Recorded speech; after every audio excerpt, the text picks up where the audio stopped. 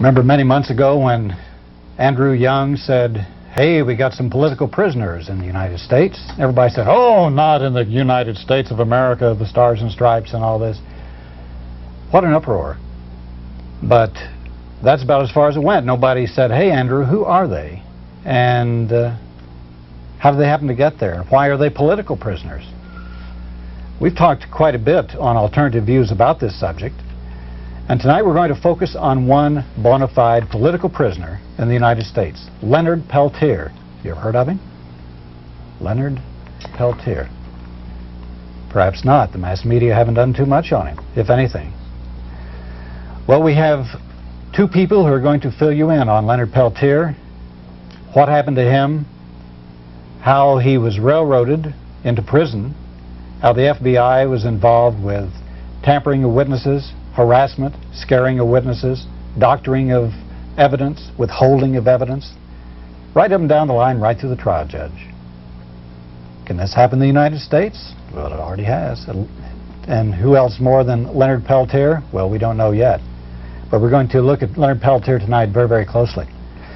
We have Raul Salinas, who is the representative from the Southwest region of the Leonard Peltier Defense Committee. And we're very privileged to have a cousin of Leonard Peltier, Steve Robidoux. Can you tell us first, for the people who don't know, the history of the Peltier case? Sure, I'd be glad to. Well, Leonard Peltier, first of all, is a Lakota. He is a member of the 1868 Fort Laramie Treaty, in which he is from the section of North Dakota. And presently, Leonard is in prison doing 2 consecutive life sentences for original charges which were aiding and abetting in the deaths of 2 FBI agents on the Pine Ridge Indian Reservation in South Dakota, which took place on June 26, 1975. Now, on June 26, 1975, there was a shootout that had taken place in which 2 FBI agents illegally entered the reservations to serve fabricated arrest warrants which they were never able to produce in the trials, okay? Now, immediately upon the agents entering the reservation, they came in, 2 agents, one in each unmarked car, radios and heavy equipment, and immediately a firefight had broken out. As a result of a firefight that had lasted for approximately 8.5 to 10 hours, there was 2 FBI agents and 1 Indian man by the name of Joseph Stuntz, who to this day we have never had an investigation into the circumstances of his death. Immediately, the FBI put out to the media that militant Indians, hostiles, terrorists who were trying to take over the reservations had killed 2 FBI agents, and there was a manhunt out for these so-called Indians. Eventually, 4 men were arrested and charged with aiding and abetting in the deaths of 2 FBI agents. Leonard Peltier, Dino Butler, Bob Robidoux, and a young man by the name of Jimmy Eagle, who later the charges were dropped because he was the person in which the government had claimed their reason for going in with the arrest warrants, which was for assault and robbery, was their excuse. Charges were dropped on him. Now, Leonard was underground for some time, facing already convictions through the media, being put on the 10 most wanted list even before he had went to trial, labeling him as a cop killer, as a slayer. When he was captured in Canada, Dino Butler and Bob Robidoux were captured in the United States, and they went on trial in Cedar Rapids, Iowa in 1976, while Leonard went on trial in Canada, fighting political asylum in Canada, fearing that if he was returned back to the United States, he would not receive a fair trial or possibly be killed, and also in recognition as being a member of the American Indian movement. He was one of the leaders of the American Indian movement, yes, is that correct? Yes, he was recognized throughout many communities as an organizer for the people. Yes, he had a very responsible job and was recognized to that effect. Steve, what were some of the things he did in the American Indian movement? What were some of his political activities that made him a target for the FBI? Well, I think one of the most important things to really clarify in a brief way is that through the years people have labeled the American Indian movement as militant and radicals to the media that was presented by the government agencies to the media.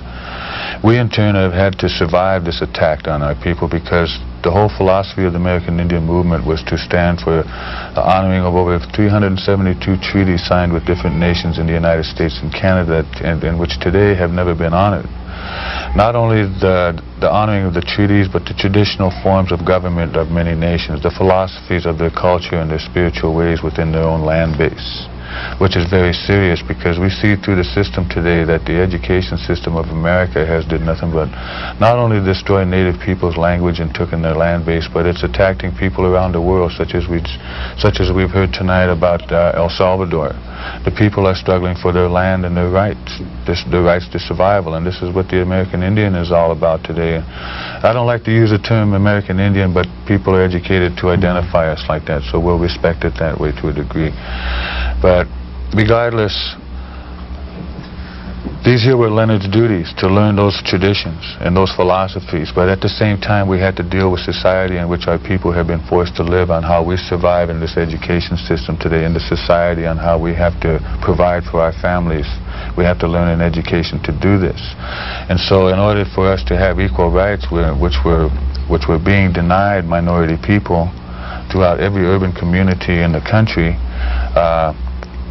welfare programs, education programs, halfway houses for offenders, orphanages for the children. Even our old folks were sent to foster homes because we didn't have nobody to take care of them. We couldn't even take care of ourselves, let alone worry about the respect that we used to maintain for our elders and our children. See, so these are philosophies and these are experiences that Leonard was going through at the time of all this bad media that was facing our people struggling for these real changes. He was a hunter and he was a provider.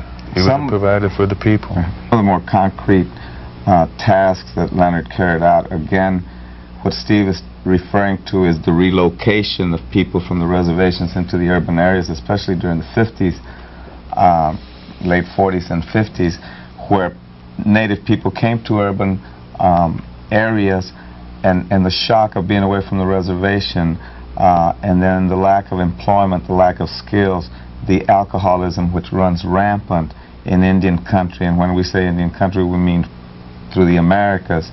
And so Leonard was, for example, in Milwaukee, an alcoholic counselor. He had a people's workshop of auto mechanics to work on people's cars that were on the trails and traveling across the land to support Indian people's causes. And so aside from that, his spiritual duties, which encompassed being a pipe carrier and a sun dancer, enabled him to talk to some of our youth, and always took young people with him on the trail, as we say, when he had to go do a job like speak or gather people for a fishing, honor and fishing ceremony or those things, as part of what Leonard's work entailed. Getting back to the case then, the other people involved or charged were also acquitted.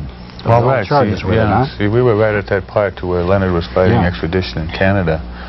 Now, Dino and Bobby were going on trial in Cedar Rapids, Iowa at that time, and they were acquitted on grounds of self-defense and misconduct of the FBI. Okay, it was proven even by Clarence Kelly's testimonies throughout that trial that they did have a counterintelligence program designed on the American Indian movement, and they did believe that they were honest people struggling for social change and rights for their people. You know, I mean, we had all these positive energies come out, but see, we're dealing with a fourth victim in which the government had to have a scapegoat because of the diversionary tactic that they created to discredit our people through the media to get away with the acts of what they're now doing today, and that's exploiting the resources from our land.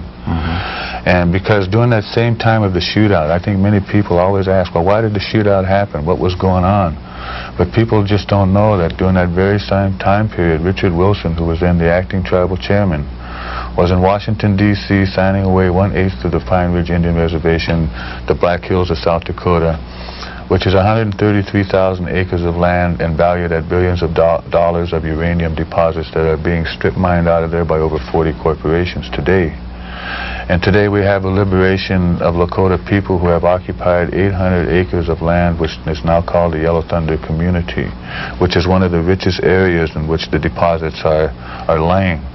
And so the government is very uptight about this at this time, because throughout their year's existence there, on April 4th, They have gained the support of not only international support, but over 40 congressmen who are now trying to pass a bill to the National Park Services to clear the land for the Indians' use. Because everybody knows that there's a big controversy about who really owns the hills. Does the United States government or does the Indian people? And how long can we be blind to go along with the government who has all the control of all the policies, law enforcement, the laws and everything to back them up? And how can these obstacles deny what is really true? Because the land does belong to the native people. They are the caretakers of the land, and today we talked about treaties, on how the treaties were designed to, as long as the grass shall grow and the rivers flow and there was night and day, that we would be able to use the land freely for our future generations. And that treaty was what, 60? I forget, what was the date of the treaty? 1868? It was a few years before that, because 1868 was a new treaty. It was the last treaty. But regardless, see, and then the American people and people internationally feel that the United States is honoring Indian people.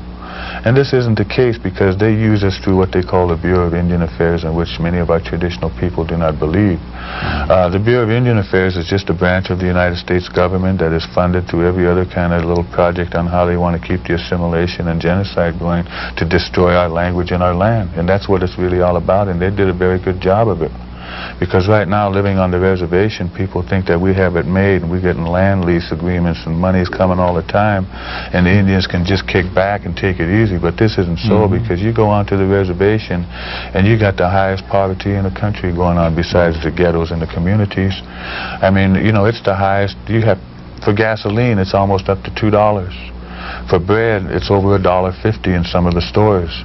And yet all your stores and your ranches and all the people who are leasing the land from the Indians are white ranchers who have control of the politics that go on in the communities, with your mayors and your different politicians that make up a city council. You know, I mean, we have to deal with all these kind of confusions that completely take away from our lifestyles, our language. Just as sure as I'm sitting here talking English to you, I've been robbed my language. And this is a hurt feeling of, you know, it's a survival feeling, you know. And today, our people on our last stand to re-educate ourselves and to reclaim the land in the best way possible against all these laws and regulations and policies that have been put onto our people. It isn't a very job that we have to be forced to become citizens when we're already a nation of own in our own land. But yet we're not allowed to practice the freedom of religion, and they talk about the First Amendment of the United States, that it has to be honored among all people, but we see every day that it's being denied us, every day. And it's not only native people, because once you've taken a people and their land base and their language, then you've conquered the people. But you can never you will never capture the true spirit of people's resistance to face the oppression that is being forced on them right now. Because just like the people in El Salvador, it's a natural reaction that you must stand in defense of your land when you're oppressed by an oppressor. That's your natural duty, to stand up and defend yourself, and to protect your land and to protect your women and children, such as Leonard Peltier was doing on June 26th, when men, women, and children and old people were running for their lives. As I understand it, then, there was practically a reign of terror. It was a reign of terror among the goon squads at with the people, Richard Wilson's people, in support of the Bureau of Indian Affairs, etc. And it still exists today. Still? It still exists today, because they're getting ready for some other moves of some kind of infiltration to discredit the people, to make their move for the next big grab, is what it amounts to. And how they use people, we're yet to find out, such as we did with Leonard and all the people related to his case. I mean, in a 6-year process since Leonard's been incarcerated, I mean, it's going to be 7 years since the shootout in June. This coming June, I mean, we have a total of 12 people who have been killed. We've had tens and hundreds of people who have been harassed and intimidated. And today it's continuing on with one key witness, such as the name of Little Poor Bear, who was an Indian woman out of the community of Allen on the Pine Ridge Indian Reservation, who the FBI had used to illegally extradite Leonard from Canada under false affidavits that they forced her to sign under a protective custody plan. And the tactic there was that members of the American Indian Movement and members of the Leonard Peltier Defense Committee were going to go out and kidnap her, such as we were going to take the judge, we were going to get different government officials in exchange for Peltier. And people have to remember that we're peaceful people. You know, we understand the laws and the pressures in which we're faced, that if we violate the law, we're going to be abused through the court system and through the federal prison systems. This is automatic for our people, because we've got heads banging against those cell bars every day that we're trying to free. Such as Richard Marshall, who is another person in which the government used the same woman, Myrtle Poorbear, to illegally convict Marshall because he was linked up with Russell Means activism in relation to liberating the independent nation of Wounded Knee. Well, Yes. whereas the other two American Indian movement leaders who were let off on the trial were able to use evidence of FBI misconduct in the whole trial, Leonard was not able to do this. No, he was not able to How do this. come Leonard wasn't able to have the charges dismissed on the grounds of this FBI misconduct? And what was some of the FBI misconduct and some of the strange circumstances surrounding this case? I think we can get into a lot of time there, you know.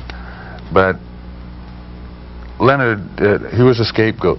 He had to be the scapegoat to make an example before the people that nobody gets away with killing law enforcement agents, no matter what they do in terms of police brutality in the communities and on the reservations and around the world as far as that goes. But Leonard was not given due process of law, none whatsoever, because Judge Benson of the trial, the Federal District Court out of Fargo, North Dakota, was very open and very biased to every motion of proof that was made for dismissal or a new trial. Okay, he even went through such extremes that to state, even though we had proof to show that the FBI was lying, he would say the FBI is not on trial here, Leonard Peltier is. Okay, we have to go through instances to show the state of mind on how they psyched out the jury. Okay, such as with bloody autopsy pictures that were taken of the dead agents. Now, it was after the second autopsy, because it was through the second autopsy that we not only find the bloody picture mess scene in which they wavered before the jury's faces, but we come to find out that each of the agents just had a bullet in them, but yet the media put out information saying that the agents were slain and riddled with bullets. And you know, and things of this nature. And so they would wave this around. And today we have documents from the Freedom of Information Act files on the FBI files that were released to us through that act. We have documents showing that the AR-15 and that they used in Dino and Bobby's trial as well as Leonard's trial. That's the rifle, right? That's the machine gun. Yeah, this is the one that's supposed to have riddled the bullets with agents. We have a document today showing that it wasn't even the gun. It was just an excuse gun to put in its place. Okay, let alone a .223 shell casing in which there were thousands of them. It wasn't even the shell casing that went into the gun they used as a phony. That was the fabrication of evidence. That was the fabrication of materials and evidence, exhibits as they call them in the trial proceedings. And they also withheld evidence which would have cleared. Oh yes, by all means. Completely. Well, it was all, regardless of the Information Acts, it was all proven through the original trial, but there was no due process, there was prejudice, racism, and they had to have a conviction, and they did it very openly. Even after the trial was over, Prosecutor Haltman would come out to the media and say that the American court system did its duty to protect the violators who offend the law. You know, I mean, it was really gross to take, but I mean, regardless, we've taken Leonard's case all the way to the Supreme Court, to where our last chance today is what they call the writ of habeas corpus. And the writ of habeas corpus is what they call in legal terms a 2255 that has to introduce positive new evidence. So through the Freedom of Information Act files, we have that positive new evidence that only strengthens the old evidence, as well as exposing over 12,000 pages of FBI documentation and, 15. And then there's 12,000 pages that are still being withheld, which is very important. But at the present time, our attorneys have the writ into the typist, and it's ready to be filed very soon. And so, but see, getting back to the writ of habeas corpus, which I really feel is important, is that it's Leonard's last leg for freedom, you know, to receive a new trial so he can gain his freedom. Because if we can't build awareness for people to become involved with constitutional rights in which we're all bound to, those constitutional rights today are being threatened to be chopped up, such as the habeas corpus right. Last year they had over 8,000 cases of writ of habeas corpuses, and almost every one of them were rejected or denied. If any of them did make it, then it had a little publicity behind it in order to give that picture to the people of the American minds that they were doing their duty. But now they're trying to pass a law to do away with that right. Once you get to the Supreme Court, you ain't going to have any last legal remedies to gain your freedom, you know. And so we're dealing with a lot of innocent people who've already been through these experiences and just gave up the spirit to just do their time. It was claimed by the prosecution that the bullet that killed the FBI agents came from Leonard Peltier's gun, whereas the actual analysis by the FBI laboratory itself indicated that the bullets that killed the FBI agents did not match the gun. Well, see, it was obvious this because... is a significant piece of new evidence that it's a scandal that he was convicted on the basis of this false evidence, and that the FBI withheld the evidence. And there was a second point, too, that it was claimed that an FBI agent saw Leonard Peltier shooting through a scope of his rifle, and it turned out that none of the rifles had a scope. Right, exactly. I was going to get into that a little bit, but... Plus the fact that even it was at night anyway, Well, no, it was during the day. See, it happened in the early morning hours, and it lasted way until into the 6 o'clock in the afternoon, to where they just had... I mean, here, you know, within 20 minutes to a half hour, these guys are on the radio. Even the transmission radio calls and the reports were all fabricated, okay? The whole story. Okay, now, within a half hour, here's the National Guard, the 82nd Airborne, Armed Personnel Carriers, State Police, City, County and City Police, BIA Police, automatically on the scene. And, you know, they had the few days from my investigations of the people, several weeks before, they had BIA Police coming in and were staking out FBI agents to know the area. Okay, now they already had plans for what was to happen on June 26, 1975. And yet they talk about these bullets that were related to Leonard and his gun. I mean, we have to go back into simple realities of the firefight. There was a firefight had taken place. Who killed Joe Stuntz? You know, who really killed those agents has never been established. Leonard was originally charged with aiding and abetting along with all the defendants. But yet when he was convicted in Fargo, they just happened to put murder. He was convicted of two counts of second-degree murder. There's been a lot of international support and interest in this case, hasn't there? Oh, yes. In 1978, when Leonard's case was in the Supreme Court, was our first trip to Europe. Myself and Lou Gerwitz, who was one of Leonard's attorneys at the time, our whole purpose was to go to Amnesty International in London to see if we couldn't get them to adopt Leonard as a political prisoner of conscience. We were very lucky to go there because they had Leonard's case buried under the table, because throughout all the processes of his trials, appeals, everything, all they were was observers, okay? Because when you're dealing with native nations, native nations is the only race of man that has never been supported by Amnesty. Okay, because of technicalities that I'd like to get into a little later briefly. But we went to London and we were able to explain their reasons why they denied Leonard's case, okay, why they were quiet with it. And it was because of the violence. So when we explained the self-defense and the attack on the people, they had different point of views, to where they gave us a 5-point letter of the main points on why the Supreme Court judges should allow Leonard a new trial. Okay, but regardless, we were still denied to the Supreme Court. But throughout that process now, Amnesty also come up with other excuses that they couldn't do it because of technicalities after we cleared the violence concept, okay? So the whole analysis of, to put it really briefly, is why they can't support Leonard's case technically, is because you're dealing with a nation of people who are not recognized as a nation of people by an oppressed government, the United States government, under treaty law.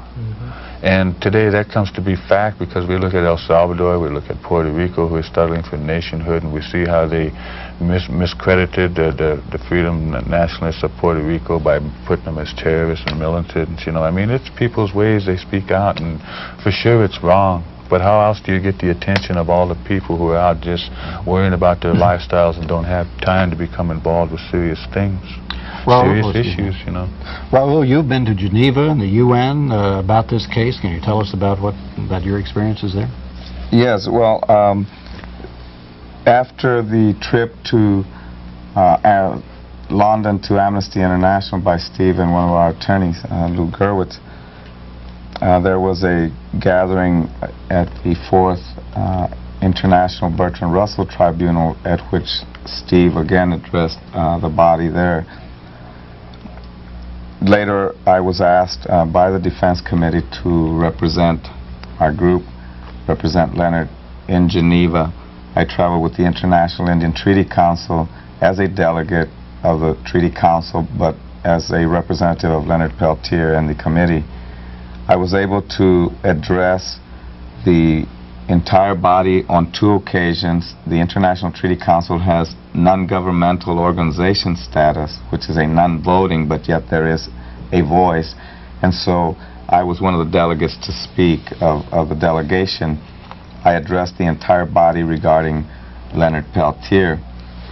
And I was also able to come in because of my presentation regarding Leonard and other Native political prisoners, Dickie Marshall, Rita Silk Nonai, David Ruiz.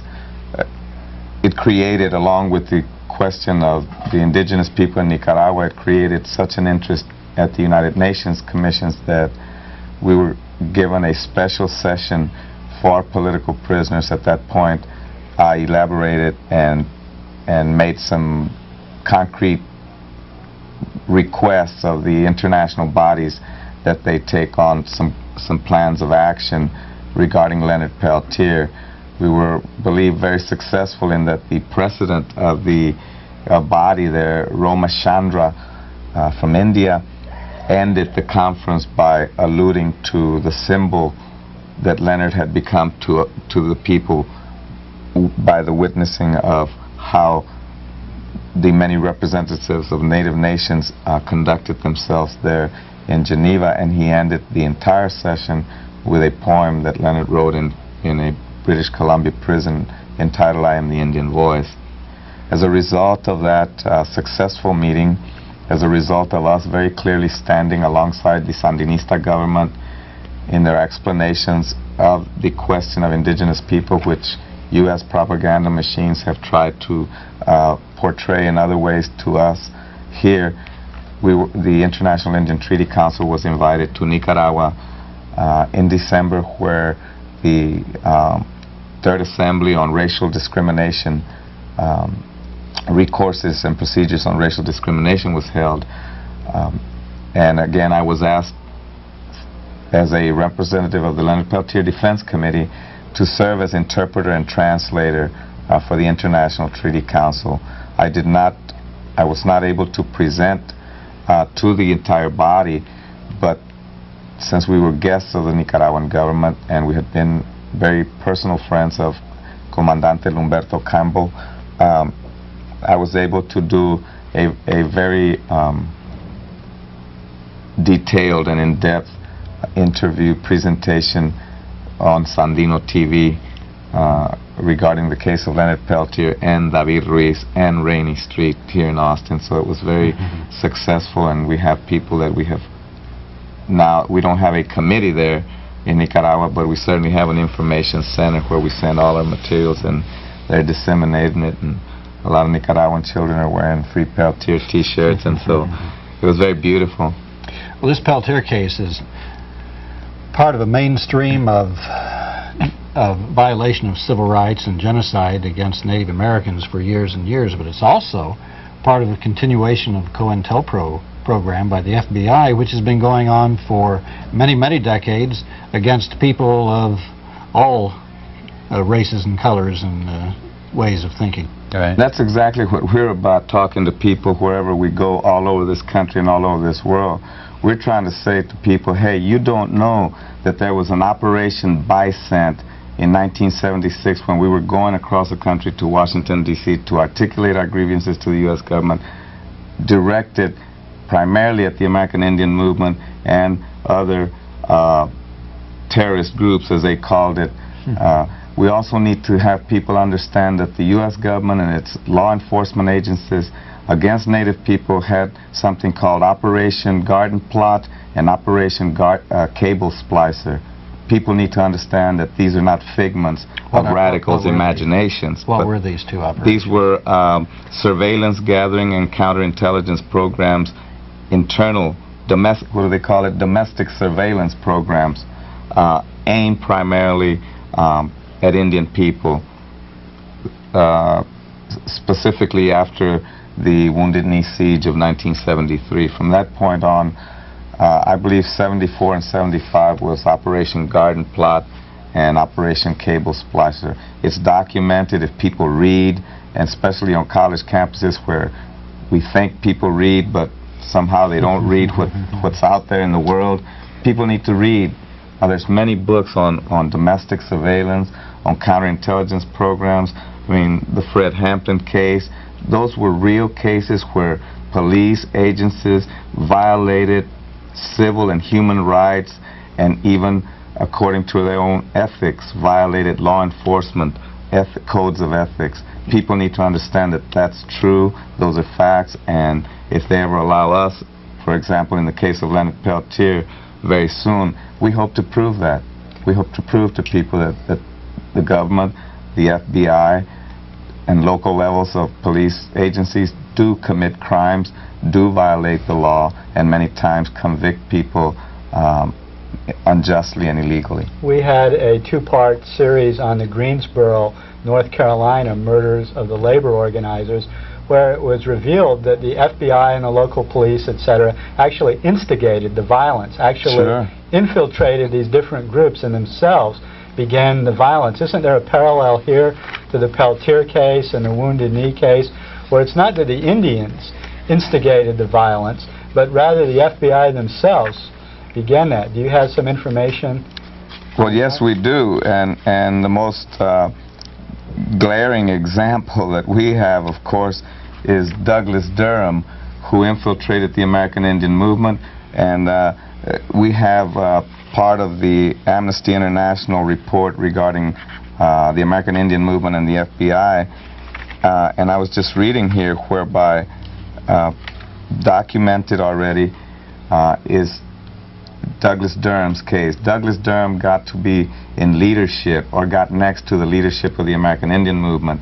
Today, Douglas Durham, after he was uncovered as an informant of the FBI, is today a very not wealthy, but very comfortable person who travels on the college circuit and also paid by the John Birch Society to discredit groups that are active, action groups, social action, political activist groups, progressive organizations, to discredit their work, and he's now supported and financed by the John Birch Society, and we understand that connection too with all the other agencies. So again, like you say, there's very similar And he actually parallels. Instigated the violence, this Durham. Of course, he infiltrated the groups, and he would find the explosives, he would find the, he would come up with the clever ideas, and the same thing in Leonard. And they knew who was traveling where, when people were going to do this and that. They just had it down pat. What's been the reaction of the mass media and all that? You never see anything in the regular press about Leonard Peltier or what's really going on to the Native American people? We do have some developments working with, such as contracts with 20th Century Fox to do movies on a portrayal on Leonard's life, as well as to give some accounts of the oppression in the movement and what the people were fighting for. There's a book coming out too. We have a major novel that is now into the publisher. It's called The Spirit of Crazy Horse, or either Crazy Horse Spirit. And it'll be a story on Leonard's life, and again, it'll be given actual times, dates, places, and experiences, and all the actual names of everybody is involved into the book. And Robert Redford is the one who was primarily interested in doing a movie on it. Yeah, he's doing a lot of his own investigations right now, really researching the movie, because right now I think our commitments are getting stronger to where he will probably want to produce and direct the movie for us. Of course, in our contracts we're open to really anybody who we want to choose that will tell the truth in the best way it can be told on film. What about network television? The 60 Minutes, for instance, done anything? Well, but presently, This year's part of the work of building the awareness for Leonard is to get a lot of the American people to write letters to 60 Minutes to have them take an interest in the Peltier story, such as to Paul Lowenwater, who works within the network. Phil Donahue, we have connections into ABC Close-Up. People's Magazine came out a year ago in April with an article on Leonard that was very well. New Age Magazine. So he's been in the Rolling Stones. He's been in the Village Voice. So it is picking up on a lot of levels. But keeping it in the local media right now is the responsibilities that all the support groups that are having in their areas right now. Like you asked about international support. We have like over 40 support groups throughout the countries in Europe that have active groups going. Okay, in the United States we have approximately 30 groups, and throughout this tour since March 8th, in which we've been on a constant public awareness campaign to support the writ, we've established at least 14 more groups to add to the national level. See? So I mean, we're building very rapidly, and the most beautiful thing of all is to see the spirit of the people come together under serious issues such as Leonard, and standing up to see the spirit that's generated to keep us going is very strong. And really, you can only say so much because it's an invisible power that we're all looking for in reality, what unity really means, what sharing, working together really means. And I really think through the experiences we came a long way, because all people knew about before was that Leonard was put on a 10 most wanted list and he was a killer and people didn't want no part of it. And now that we've been able to build awareness worldwide on him, it's growing to where people are becoming concerned that they're given a chance to hear the case.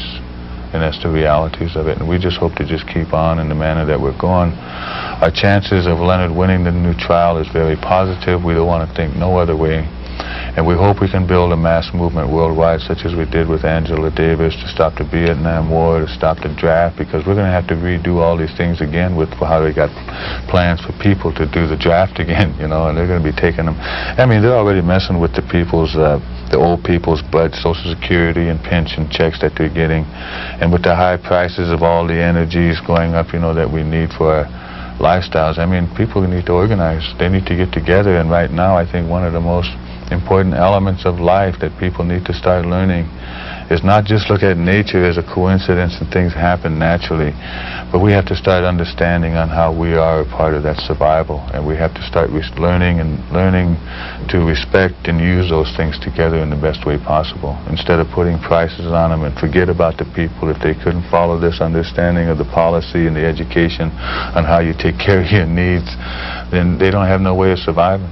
Then what do? They steal, they become alcoholics, and they just wind up committing suicide. They send them to institutions. I mean, we have a sick society because people's got problems, and we set up different little programs, and now all those programs that are dealing with people's lives are being threatened through Reagan's madness of the nuclear energy, all the nuclear warheads going into Europe, is really incredible, because right now they have enough to blow up the world. And if we allow the government to blow up the world, I mean, we're gone as people.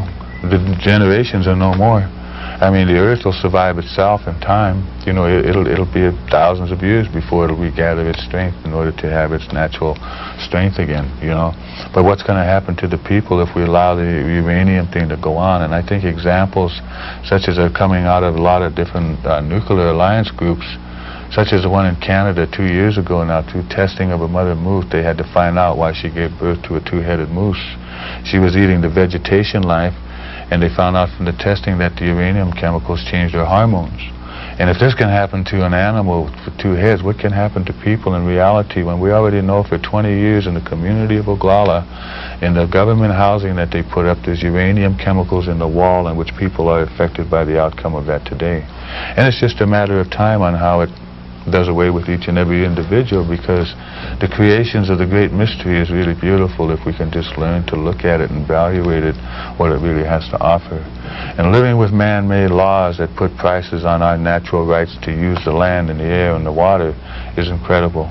That's taken away from a natural-born right, because our Indian people had a way of life in this land. And today we're struggling to hang on to that knowledge in order for these children to have a chance in the coming futures. Because you look at the government going into the space age, it's unbelievable where we can think we're going to be space people.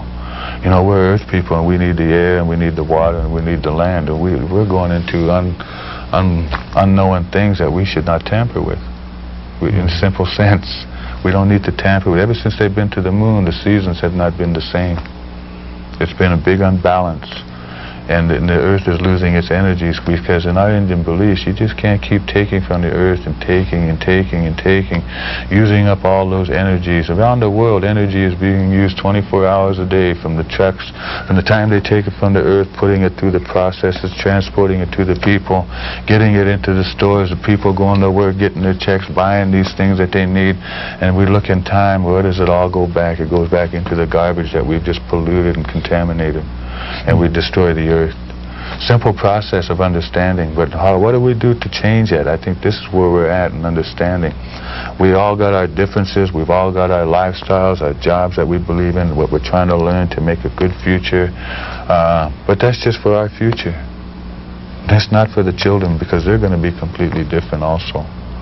You know, and to what, you know, a dream of what it was to live the life of my ancestor is a big hurt in many of our people that they just don't know how to express. So the only way they can express is to sacrifice to society, and that is destroying us, and start learning what is really your roots, your language, the traditions on how you identify foods, when you hunt, when you fish. Today you can't do that because there's nothing to fish and there's nothing to hunt, and you got to have licenses, and then when you get licensed you still got to pay for your hunt, you know. And there's so many processes. People hunt for game, for just enjoyment. Put trophies of animals that had a spirit. They put them on the wall, locking them into zoos. You look around the world today, flying in a plane, and you look down and you see all the land is cultivated into little squares where they've got fences. Everybody owns this. And see, it just lost the energy. See, when you keep taking from the earth and you build establishments such as this, Italy gives us a good example that the time just takes care of it. It's gonna, you know, we can keep rebuilding it all we want. Time is going to take care of it. But is our children going to be able to carry on those knowledges that we live by? But they're not true knowledges. They're destroying us. But yet we've all accepted it. You know, and we talk about Constitution, but the Constitution isn't it. It's natural born rights. From the time we are born, from the time we're in our mother's wombs in that water for 9 months, we come out and breathe the air. We're already exposed to all this confusion out here, when before we had a simple way of what the natural law was. See, the medicine world, taking somebody else's eye, somebody else's heart, is incredible. And we weren't born to do that. We weren't born to be dope addicts and shove needles down our throats and confuse our minds with alcohol just because we can't take care of our weaknesses and we have to entertain ourselves. We had ways and medicines. Everybody had a job. Everybody had a different little job that fitted in. Not everybody was a medicine man or a buffalo hunter, or not everybody can capture the eagle, which was a medicine of wisdom and knowledge. You know, there's people like Sitting Bull, who went 100 years ago, tried to take his people into Canada because of the oppression that they were being forced on the reservation, being massacred and everything else. And they captured him, brought him back into it. It's the same thing with Leonard Peltier, but only he couldn't take his people into Canada. They're struggling for the last remaining lands they have left, and it's right there at home. You know, and so this is the reality of it. I mean, we've been put on reservations. We're claiming various parts of the country, such as the Black Mesa for the Arizona, for the Navajo, Hopi people. Over here for the 6 Iroquois nations, you got the New York State into Canada. And over here for us in South Dakota, it's the Black Hills. You know, just like it is for the people of the Northwest who are maintaining to keep the natural fish from becoming imitation fish from the enhancement through the fisheries program, on how they're claiming the fish by clipping their nose. From the time they take the egg, they rear them into little processes. When the fish get about this big, they take each and every one and put a metal clip in their nose. So they go out to their natural environment for 4.5 years, come back to their natural ground, and when the fishermen catch the fish, they have to ticket it in the process. And this is how the government's claiming the fish. And they're only going to give you so much. You can't get the regular price. But see, those values there destroyed the traditional values of our people on the reservations over there, because in the old day when an Indian person was fish, his first catch would go as a ceremony and an offering to the families or the spirits. And then his catch would come for what he needs to prepare for those winter months that are coming. see. I mean, we've lost all those concepts of sharing, trading, when we all have a natural right to use the air, the water, and all the foods that come with it, see. So I think these are serious things that the uranium madness is creating a threat to, you know, and it's one of the biggest things. And then the war is about the draft. In a natural sense, we weren't born into this world to have to fight wars for people. We were born on this world to live a life of peace somehow. We need to get back to that. That's the reality of it, you know.